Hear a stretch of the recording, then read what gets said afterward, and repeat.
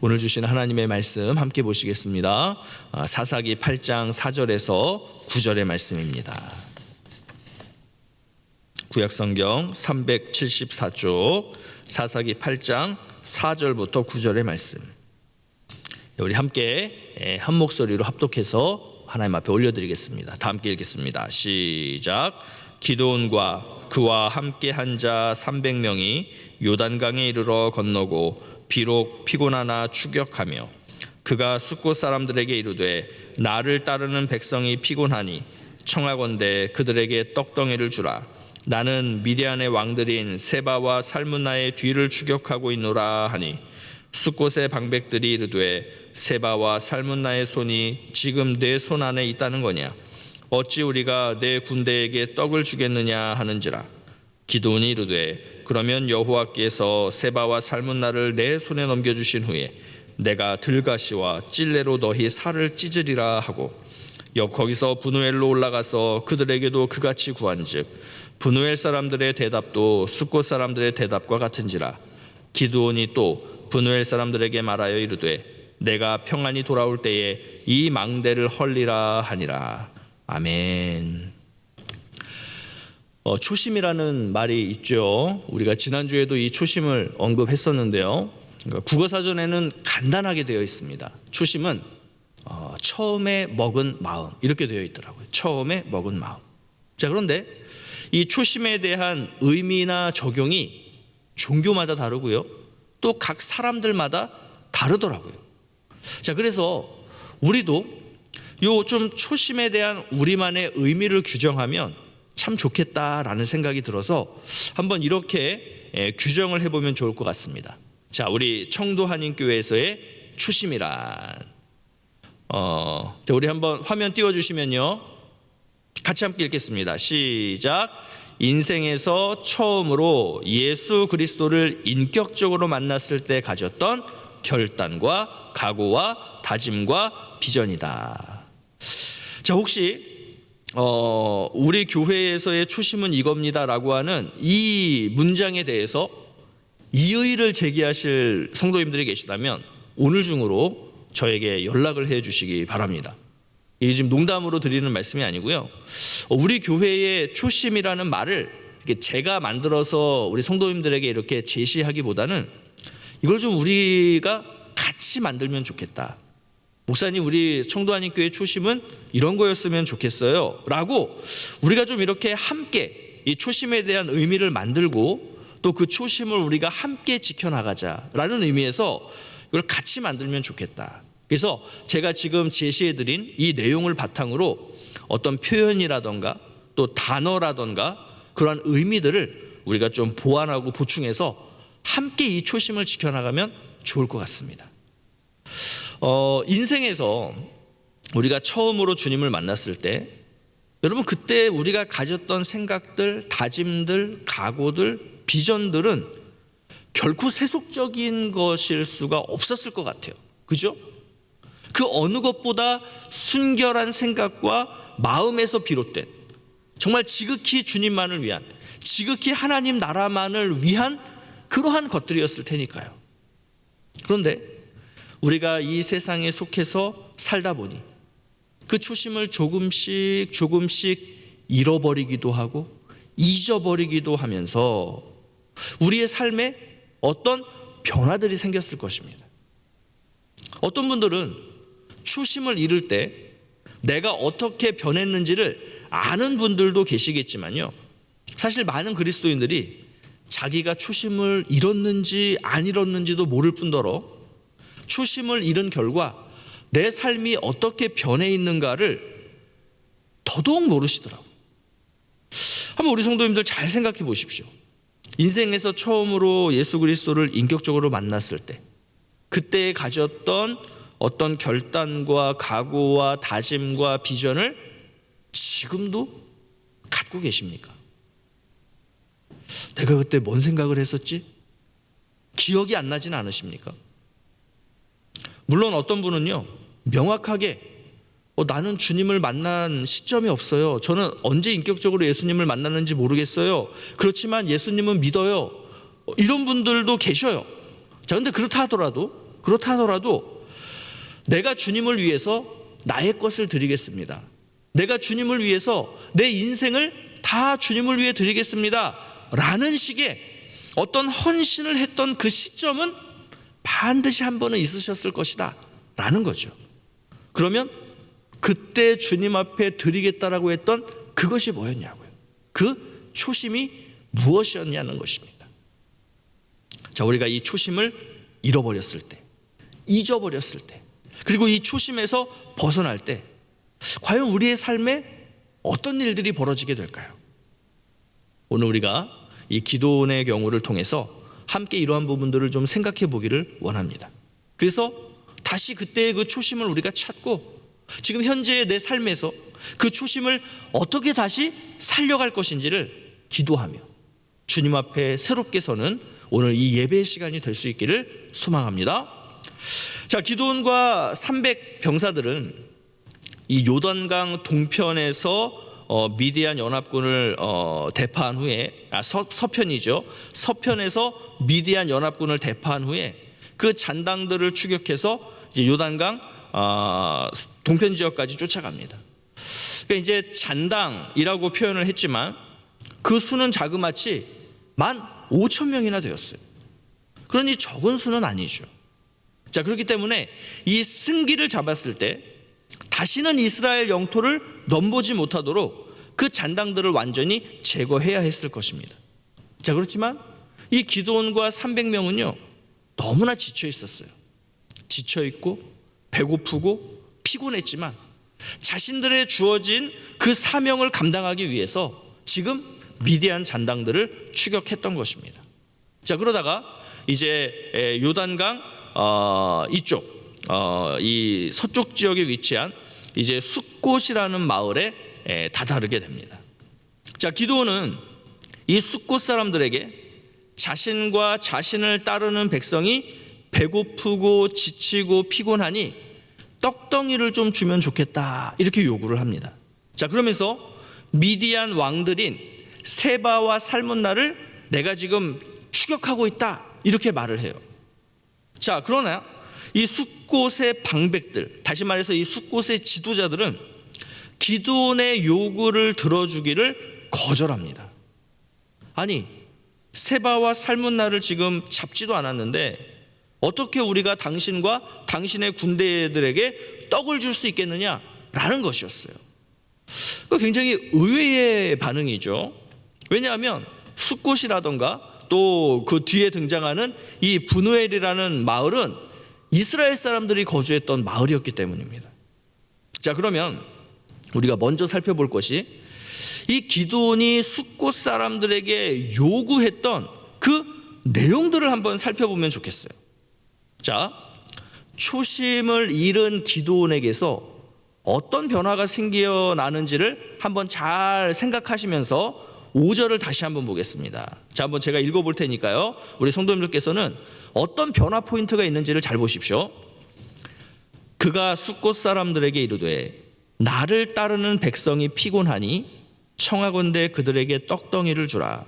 나는 미디안의 왕들인 세바와 살문나의 뒤를 추격하고 있노라 하니. 자, 이 기드온의 부탁에 대해서 이 숫곳의 방백들이 거절을 했다는 거예요. 자, 그러면 여기서 발견되고 있는 기드온의 변화, 우리 성도님들 발견하셨습니까? 자, 300명의 병사를 뭐라고 표현하고 있죠? 나를 따르는 백성.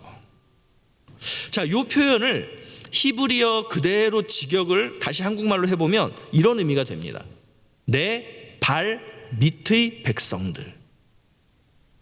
자, 사사기 저자가 요 기드온이 말한 5절 바로 직전인 4절에서 이 300명을 뭐라고 표현하고 있냐면요, 기드온과 함께한 자 이렇게 표현을 했어요.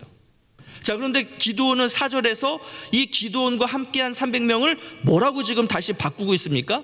내 발 밑에 백성들.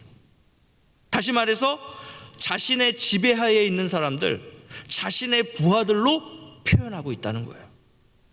병사 300명은 여러분 기드온의 부하들이 아니죠. 하나님께서 직접 뽑으신 하나님의 부하들이에요. 기드온 역시 그들 중에 한 사람인 거예요. 자, 이렇듯이 우리가 초심을 잃었을 때 우리에게 나타나는 첫 번째 변화가 뭐냐 하면 자기 소유욕이 강해진다는 것입니다. 자기 소유욕이 강해져요. 하나님께서 주신 은혜인데 어느 순간부터 그것이 내 것이 되어버리는 거예요. 하나님께서 은혜로 물질을 주셨어요.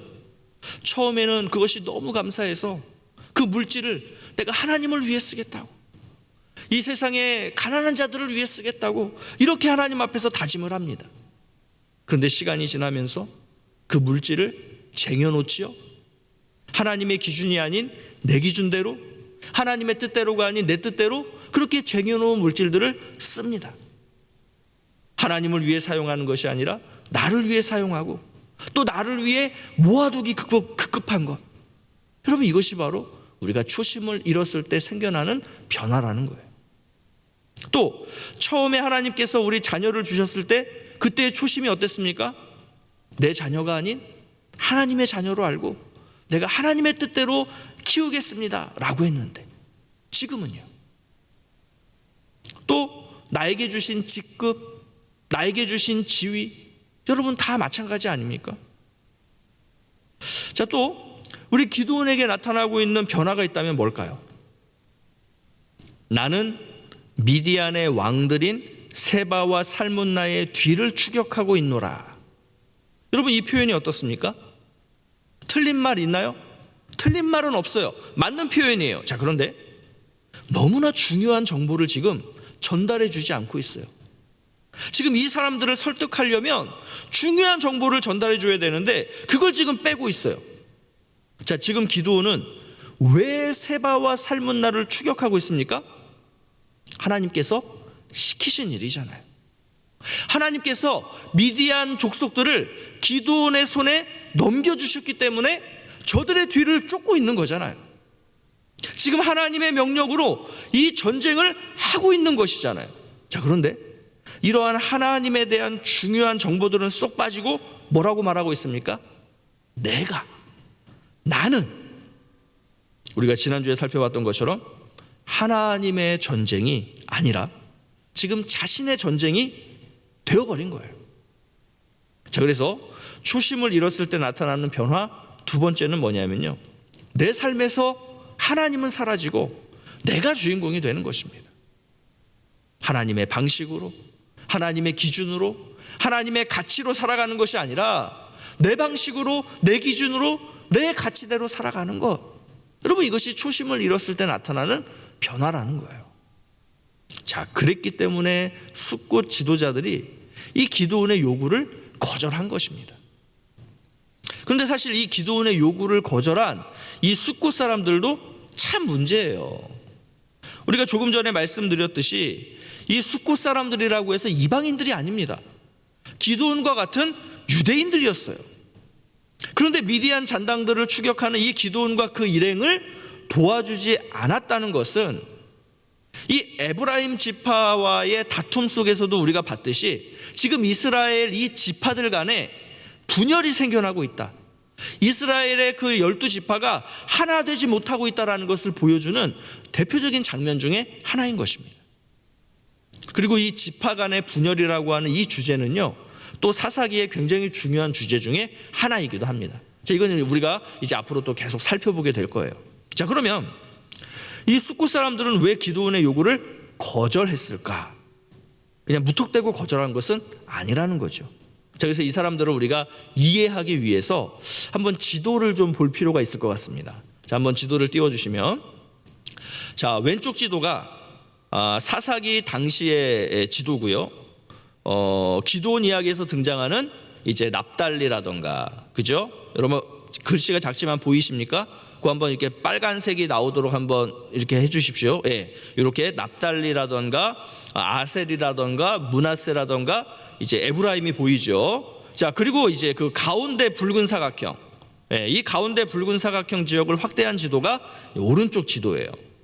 자, 이 오른쪽 지도에서 가운데 붉은색으로 세로로 그어진 선이 이제 우리가 잘 알고 있는 요단강입니다. 자, 그 요단강 그 지도 그 위쪽에 보면 약간 이렇게 표시된 게 갈릴리 호수고요. 그 밑에 이렇게 염해라고 쓰여져 있는 것, 우리가 알고 있는 사해가 살짝 보이죠. 자, 이 요단강 이제 왼쪽, 다시 말해서 서쪽에서 시작된 이 미디안 연합군과의 전쟁은요, 요단강 오른쪽, 즉 동쪽으로 이어지게 됩니다. 자, 그리고 요단강 동쪽에서 이렇게 합류해 들어오는 파란 선의 강이 우리가 야곱 때문에 잘 알고 있는 야복강이에요. 자, 그러면 지금 저기 이제 동그라미 쳐져 있는 이 숫꽃과 브누엘, 그러니까 이제 브니엘이라고도 성경에서는 등장하는데, 자, 이 두 마을이 지금 어디에 있습니까? 요단강 나루터 동쪽, 야복강에서 약 8km 떨어진 곳에 이 두 마을이 있다라고 합니다. 그러니까 다시 말해서 요단강 나루터와 야복강에서 가까운 마을이었다는 거예요. 자, 그러면 이제 이 마을들의 상황을 우리가 한번 생각을 해보면 좋겠습니다. 자, 요단강은요, 팔레스타인 지역을 좌우로 나누는 가장 결정적인 지형적 요소라고 합니다. 자, 왜 그러냐면 요단강이 막 이렇게 우리 한강처럼 넓다거나 아니면 깊어서가 아니고요. 요단강은 좌우의 높은 산, 이 높은 산이 이루는 협곡을 따라 흐르는 이 강이었다고 해요. 그러니까 다시 말해서 사람들이 높은 산을 올라서 강을 건너서 또 높은 산을 오르는, 이렇게 강을 건너지 않으면 이 요단강을 건널 수 없었다라는 거죠. 다시 말해서 서쪽에서 동쪽으로, 동쪽에서 서쪽으로 이동하는 것은 불가능했다는 것입니다. 그리고 우리 성도님들도 아시겠지만 사해는 일반 해수면보다 더 낮은 곳에 위치해 있다라고 알고 계시죠? 그러면 어느 정도 낮은 곳에 위치해 있을까요? 자그마치 395m나 낮다라고 합니다. 또 아까 그 요단강 그 위쪽 변에 보였던 갈릴리 호수, 이 갈릴리 호수도요, 해수면보다 낮았는데 얼마나 낮았냐 하면 210m 정도가 낮다라고 해요. 그러니까 이 갈릴리 호수로부터 사해까지 흘러가는 이 요단강의 이 고도 차이가 얼마나 되겠습니까? 185m 정도가 되는 것입니다. 자, 거기에다가 이 좌우에 높은 산지까지 있죠. 그렇기 때문에 아무 데서나 요단강을 건널 수 없었다는 거예요. 자, 그렇지만 이제 이 지형적으로 이렇게 가파르게 흐르던 협곡이 어느 지점에서는 완만하게 흘러가는 데가 있겠죠. 자, 이곳의 사람들은 나루턱을 만들고 이 나루턱에서 요단강 동편과 서편을 이제 왔다 갔다 했다라고 하는 것입니다. 자, 그러면 이 동쪽에서 벌어진 전쟁에서 미디안 연합군이 패한 후에 이제 서쪽으로 도망을 칠 때 반드시 어디를 지날 수밖에 없었을까요? 이 요단강 수로, 즉 요단강 나루턱을 지날 수밖에 없었다는 거예요. 자, 그럼 반대로 미디안 연합군이 동쪽에서 서쪽으로 이스라엘 지파들을 침탈하러 갈 때 역시 어디를 지날 수밖에 없었을까요? 이 요단강 나루턱을 지날 수밖에 없었던 것입니다. 그래서 이 요단강 나루턱이라는 곳은 전략적으로 굉장히 중요한 위치였어요. 그리고 사사기에서 이 전략적인 이 요단강 나루턱이 그래서 등장을 하는 것입니다. 자, 그러면 숫꽃과 브누엘이라는 마을은 여러분 이 기드온 시대 때 어떤 일들을 겪었을 것이라고 생각되십니까? 이 미디안 연합군이 매년 강을 건너서 다시 돌아올 때마다 엄청난 피해를 입었겠구나. 왜냐하면 그 길목에 있으니까요. 그러니까 이 13만 5천 명이 왔다 갔다 할 때마다 얼마나 긴장하며 살았겠어요. 또 이들이 우리를 해코지라도 하지 않을까, 괜한 억측 부리며 우리 마을을 다 파괴하지 않을까, 얼마나 노심초사하며 저들이 빨리 지나가기만을 바랬을까요? 또 얼마나 험한 일들을 많이 겪었겠습니까? 그래서 이들이 식량을 요구하는 기드온에게 뭐라고 말하면서 거절을 하는지를 자, 다시 한번 볼게요. 6절입니다. 숫곳의 방백들이 이르되 세바와 살문나의 손이 지금 네 손 안에 있다는 거냐? 어찌 우리가 네 군대에게 떡을 주겠느냐 하는지라. 자, 세바와 살문나의 손, 다시 말해서 우리 정서로 이야기한다면 세바와 살문나의 수급이 지금 당신 손 안에 있지도 않은데 우리가 어떻게 당신의 군대에게 떡을 줄 수 있겠습니까? 이런 의미예요. 그럼 여러분, 이게 어떤 의미겠어요? 우리가 너희를 도왔다가 너희들이 세바와 살문나를 잡지 못하게 되면 우리는 너희들을 도와줬다는 이유만으로 멸망당할 수밖에 없다. 근데 어떻게 우리가 너희들에게 떡을 줄 수 있겠느냐? 이런 의미인 거예요. 자, 이렇게 놓고 보니 이들이 기드온의 요구를 거절한 것이 납득이 되지 않습니까? 자, 그렇기 때문에 이 5절에서 기드온이 요구한 그 표현과 내용들이 아쉽다는 거예요. 그러니까 잔뜩 겁에 질려 있는, 두려움에 짓눌려 있는 이들을 어찌 보면 이렇게 설득하는 과정이 없이 음식 좀 내놔라, 이러한 식으로 대했으니까. 또 하나님의 명령으로 시작된 전쟁이다. 이것은 우리의 전쟁이 아니라 하나님의 전쟁이다. 우리가 지금 300명으로 12만 명을 죽였다. 이거는 반드시 승리할 수밖에 없는 그러한 전쟁이다라는 어떤 확신을 주는 단계가 있었어야 되는데 그런 이야기들은 다 뺐잖아요. 자, 그런데 이런 아쉬움들이 있는 것은 그래도 괜찮아요. 자, 더 심각한 게 있습니다. 이렇게 반응한 숫곳 사람들에 대한 기드온의 반응이에요. 자, 7절 말씀 우리 같이 함께 읽겠습니다. 7절 시작. 기드온이 이르되 그러면 여호와께서 세바와 살문나를 내 손에 넘겨주신 후에 내가 들가시와 찔레로 너희 살을 찢으리라 하고. 아주 섬뜩한 이야기를 하죠. 내가 세바와 살문나를 잡게 된다면 들가시와 찔레로 너희 살을 찢어버리겠다, 이렇게 협박을 하고 엄포를 놓고 있는 거예요. 자, 분하고 격한 감정을 그대로 표출하고 있습니다. 자, 더 큰 문제는 자신의 복수심에 누구를 끌어들여 정당화시키고 있어요? 여호와께서 세바와 살문나를 내 손에 넘겨주시면. 다시 말해서 내가 너희들의 살을 찢는 것은 누구의 뜻이라는 거예요? 하나님 뜻이라는 거예요. 여러분, 이렇게 여호와께서 세바와 살문나를 내 손에 넘겨주시면 이라면서 이제서야 하나님 얘기를 이제 꺼내는 거예요. 근데 여러분, 이게 지금 하나님을 꺼낼 대목입니까? 아니잖아요. 전혀 하나님과는 관계없는 곳에서 하나님을 끄집어내고 있어요. 초심을 잃었을 때 나타나는 변화 세 번째는요, 하나님을 자기 욕심을 이루는 데 끌어들여 자신의 욕심을 정당화한다는 것입니다. 정작 하나님을 내세워야 하는 곳에서는 하나님을 빼더니 하나님을 언급하지 말아야 할 곳에서 오히려 하나님을 언급하면서 자신의 악함을 선한 것으로 바꾸려는 이 시도들이 여러분, 기드온에게만 있습니까? 지금까지 하나님과 관계없는 삶을 살다가 일이 잘 안 풀리니까 하나님 왜 나를 안 도와주십니까? 나를 좀 도와주십시오 라고 하면서 그제서야 하나님을 찾는 모습, 여러분, 이게 우리의 모습은 아니냐는 거예요. 자, 이렇게 저주와 엄포와 협박을 한 기드온은 숫곳을 지나 브누엘이라는 곳으로 가요. 자, 그런데 브누엘 사람들도 같은 환경과 상황 속에 있었잖아요. 그러니 역시 숫곳 사람들처럼 기드온을 대합니다. 자, 그러자 기드온은 9절에서 이렇게 저주하고 협박하죠. 내가 평안히 돌아올 때 이 망대를 헐겠다, 마을을 쑥대밭으로 만들겠다는 거예요.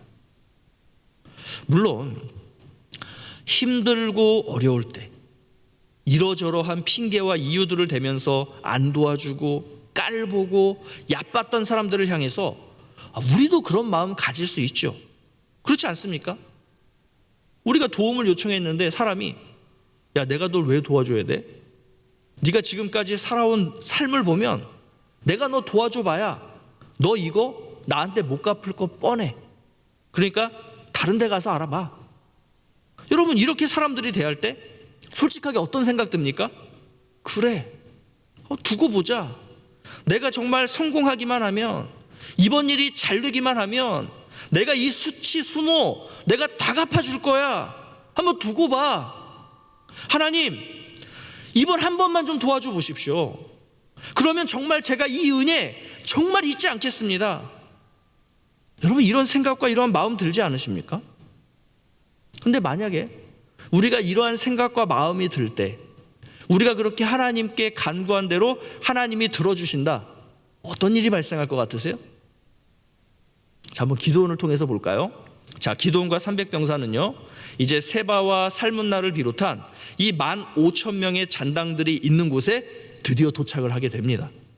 자, 저들이 안심하고 쉬고 있었을 그때 기도원과 병사들이 저들을 공격을 했고, 결국 이제 이 세바와 살문나를 사로잡게 돼요.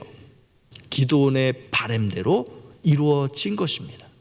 자, 어떤 일이 벌어지나? 자, 14절부터 17절 말씀 같이 한번 함께 읽겠습니다. 다 같이. 자, 시작. 숫곳 사람 중 한 소년을 잡아 그를 신문하매 그가 숫곳의 방백들과 장로들 77명을 그에게 적어준지라. 기드온이 숫곳 사람들에게 이르러 말하되 너희가 전에 나를 희롱하여 이르기를 세바와 살문나의 손이 지금 내 손 안에 있다는 거냐, 어찌 우리가 내 피곤한 사람들에게 떡을 주겠느냐 한 그 세바와 살문나를 보라 하고 그 성읍의 장로들을 붙잡아 들가시와 찔레로 숫곳 사람들을 징벌하고 브누엘 망대를 헐며 그 성읍 사람들을 죽이니라. 여러분, 끔찍하죠? 여기서 우리는 완전히 변해버린 낯선 기드온을 만나게 됩니다. 먼저 에브라임 지파가 싸움을 걸어왔을 때 여러분, 기드온이 어떻게 했습니까? 잔뜩 낮은 자세를 취하고 그 사람들을 설득하고 그 사람들의 체면을 세워주면서 어떻게 보면 서로 간에 발생할 수 있는 갈등을 피하지 않았습니까? 그런데 지금 이 숫곳과 브누엘에 대해서는 어떤 행보를 보여요? 마치 폭군 같은 행보를 보이고 있잖아요. 여러분, 당시 이 에브라임 지파는요 가나안에서 이 유대 지파와 더불어 가장 힘있고 가장 영향력 있는 두 개의 지파 중에 하나였습니다. 반면에 이 숫곳과 브누엘이라는 이 마을은요 그냥 작은 마을, 약소한 마을에 불과했어요. 자, 초심을 잃었을 때 나타나는 변화 네 번째는 뭐냐면요, 비굴해져요. 강한 자에게는 약하고 약한 자에게는 강한 모습으로 살아가게 된다는 것입니다. 자, 15절에 따르면 기드온이 이 숫곳 사람들과 브누엘 사람들을 죽인 이유가 뭐라고 얘기합니까? 너희가 전에 나를 희롱했기 때문에, 놀렸기 때문에, 무시했기 때문에. 다시 말해서 자신의 자존심 구겼다는 거예요. 내 자존심 때문에 사람들을 죽였다는 거예요. 전형적인 군왕의 모습입니다. 자, 그런데 여기서 다시 한번 생각을 해보죠. 여러분, 하나님께서 기드온을 사사로 세우신 이유가 뭡니까? 자, 6장 14절 말씀 다시 한번 보실게요. 6장 14절 사사기. 자, 한번 다 같이 읽겠습니다. 자, 우리 한번 띄워주시고요. 예, 시작. 여호와께서 그를 향하여 이르시되 너는 가서 이 너의 힘으로 이스라엘을 미디안의 손에서 구원하라. 내가 너를 보낸 것이 아니냐 하시니라. 아멘. 자, 왜 하나님께서 부르셨어요? 너의 힘으로 이스라엘을 미디안의 손에서 구원하라고 보내셨는데, 자, 그런데 지금은 구원해야 할 이스라엘 백성들, 하나님의 백성들을 기드온은 지금 어떻게 하고 있는 거예요? 죽이고 있는 거예요. 구원해야 할 대상들을 죽이고 있다고요. 자, 그러면 숫곳과 브누엘 사람들 입장에서 여러분, 기드온과 미디안 이 둘 사이의 차이가 뭐가 있겠습니까? 초심을 잃었을 때 나타나는 변화 다섯 번째는요, 사명을 망각하게 되는 거예요. 세상을 구원하고 사람들을 예수님께로 인도해야 할 사람들이 오히려 세상을 망치고 사람들을 예수님으로부터 더 멀어지게 만든다는 것입니다.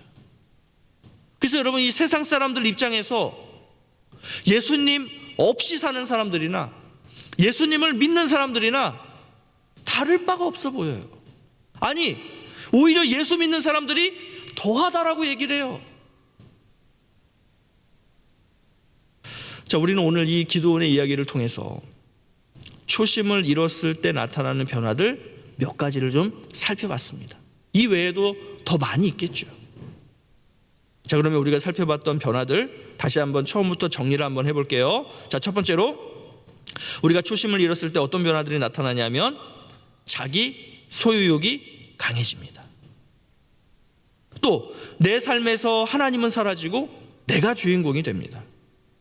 그리고 세 번째, 하나님을 자기 욕심을 이루는 데 끌어들여서 자신의 욕심을 정당화합니다.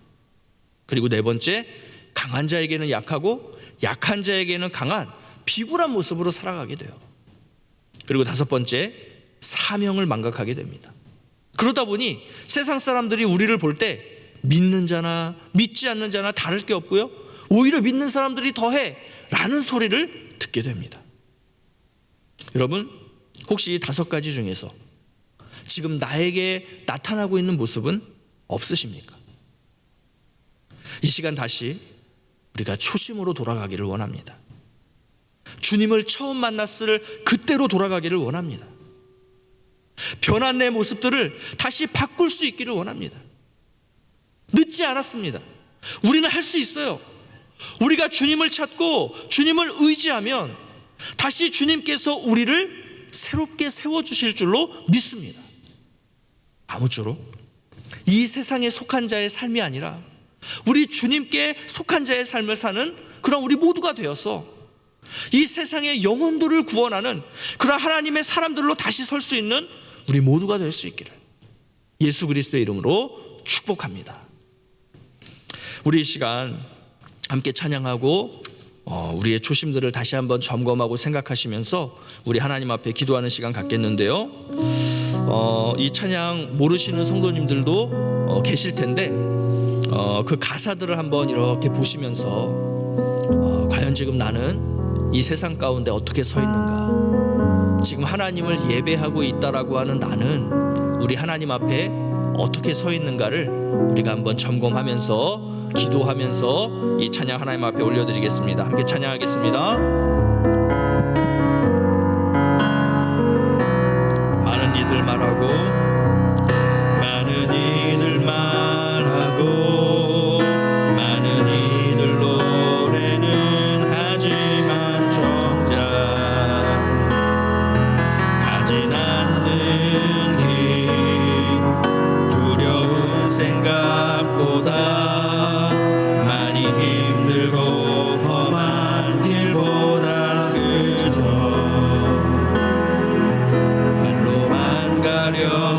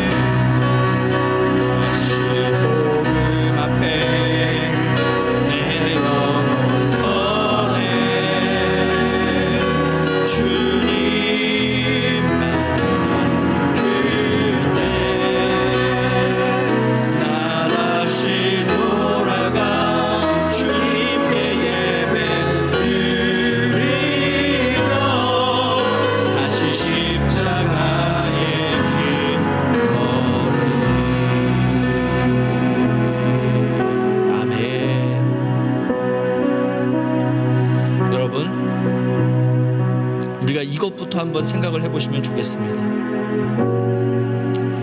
다시 주님을 만났던 그 초심의 때로 정말로 돌아가시고 싶으십니까? 아니면 지금 현재의 이 삶이 만족스럽지는 않으십니까? 왠지 그때로 돌아가면 인생이 더 피곤해질 것 같고, 왠지 그때로 돌아가면 내가 더 많은 것들을 주님께 드려야 될 것 같고, 그래서 내가 가진 많은 것들을 내놓아야 할 것 같고, 내가 지금까지 이루어온 것들, 내가 지금까지 쌓아온 것들, 그것이 너무나 아깝고, 그것이 너무나 하나님 볼 때 하나님께 드리기가 너무나 아까워서 그때로 다시 돌아가기를 망설이고 계신 않으십니까? 우리가 그때로 다시 돌아가야 할 줄로 믿습니다. 지금의 우리의 삶, 내가 지금까지 이루어 놓은 것, 내가 지금까지 저축해 놓은 것들, 그 모든 것들이 나를 살릴 것 같지만 우리를 진짜로 살리는 것은 그러한 것들이 아니라 바로 하나님이신 줄로 믿습니다. 기도원이 처음 주님을 만났을 때 너에게 있는 힘, 너에게 있는 능력은 너에게 있는 어떤 것이 아니라 내가 너와 함께하는 그것이 바로 너의 힘이고 그것이 너의 능력이다라고 우리가 살펴봤던 것처럼, 우리를 살게 하는 것, 우리를 힘있게 하는 것, 우리를 능력있게 하는 것은 우리가 지금까지 쌓아온 그 어떤 것이 아니라 우리와 함께 하시는 하나님이신 줄로 믿습니다. 우리가 그때로 돌아가, 그 주님을 만났던 그때로 돌아가 다시금 예배하는 삶, 다시금 주님을 위한 삶, 다시금 영혼 구원하는 삶, 이 세상을 살리는 삶을 살겠다라고.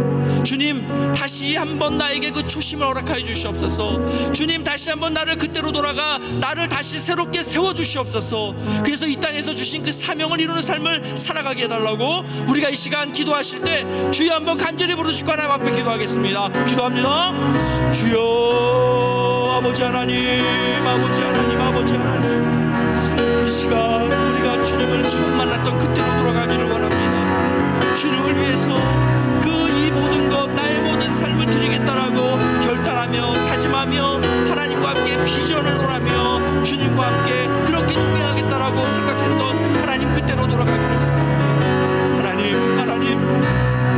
하나님께서 기도원을 세우셨던 그 이유는 이 세상과 이 땅을 구원하게 하시기 위함인데, 하나님 어느새 우리가 그 소명과 사명을 잊어버리고 이 세상을 구원하고 사람들을 구원하고 영혼들을 구원하는 삶을 사는 것이 아니라 오히려 이 세상을 망치는 삶, 하나님이 세상 사람들을 주님으로부터 떠나도록 하는 삶을 우리가 살진 않았는지, 아버지 하나님, 아버지 하나님, 이 시간 우리의 현재의 삶의 모습을 주님 앞에 그대로 하나님 나타내 보여드리고, 하나님 이것이 옳지 않은 것들이 있다면 다 정리하고 다시금 주님을 만났던 그때, 주님 앞에 헌신했던 그때로 돌아가 하나님 우리가 초심을 다시 회복하는 이 시간이 될 수 있기를 소망합니다. 우리 가운데 역사하여 주시옵소서. 지혜를 더하여 주시옵소서. 함께하여 주시옵소서. 주님으로 가득한 이 시간 될 수 있도록 인도하여 주시옵소서. 다시금 우리의 인생의 목적을 하나님 새롭게 재정비하고 다시금 그것을 회복하는 이 시간 될 수 있도록 인도하여 주시옵소서.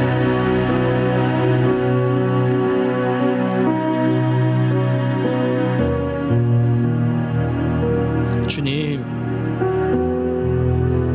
우리가 주님을 처음 만났을 때 우리가 나의 인생을, 내 모든 것을 주님을 위해 쓰겠습니다, 바치겠습니다 라고 헌신했던 그때가 있었는데 어느 순간 그 초심을 잃어버리고 잊어버리고, 그리고 그 초심의 길에서 벗어나 세속적인 길, 이 세상에 속한 삶을 살다 보니 어느덧 우리에게 이런 기도원에게서 나타났던 그러한 변화의 모습들이 나타나고, 결국은 사명을 잃고 이 세상을 구원하고 영혼들을 구원하는 삶이 아니라 오히려 이 세상을 망치고 또 그 영혼들이 주님으로부터 떠나가게 만드는 하나님 그렇게 패역한 삶을 살았던 것이 우리의 삶의 모습이었음을 이 시간 고백하며 회개하기를 원합니다. 주님, 원하옵기는 다시금 우리의 초심을 회복하기를 원합니다.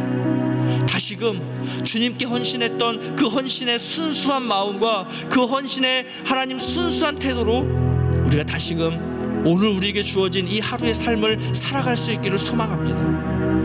아버지 회복시켜 주시옵소서. 주님, 우리의 어그러지고 뒤틀어진 부분들을 다시금 새롭게 하여 주시옵소서.